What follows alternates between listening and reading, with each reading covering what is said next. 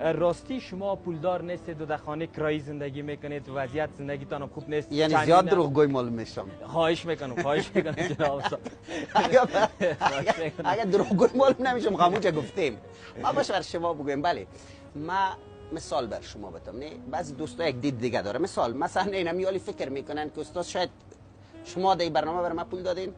نه خیر. میدین؟ نه خیر.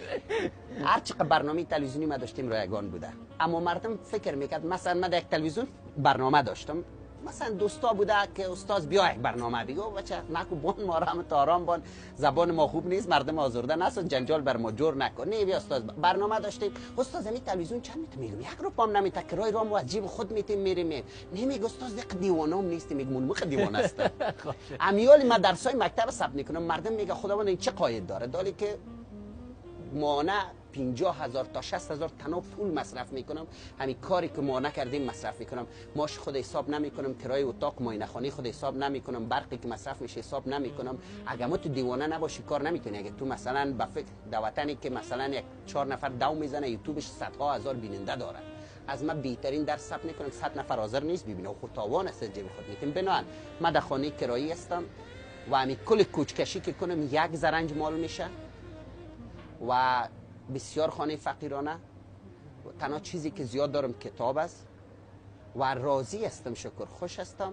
پولدار نیستم. سالانه حداقل سر 10 نفر که همم روزم 10 نفر حداقل من سرشان درس میخوانم. مثلا از ولایت آمدن در معاینه خانه هیچ به اونا نیاز نیست، ولی پول درسشون آماده میستم که درسای خود تعقیب کنن و اینی پروسه سعی کنید شما به چیزای بسیار عادی مردم از موساد میگرفت.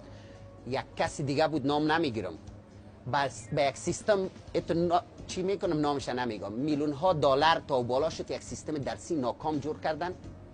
ولی ما یعنی از هیچ کسی 1 افغانی هم نگرفتیم، از جیب خود کار میکنم.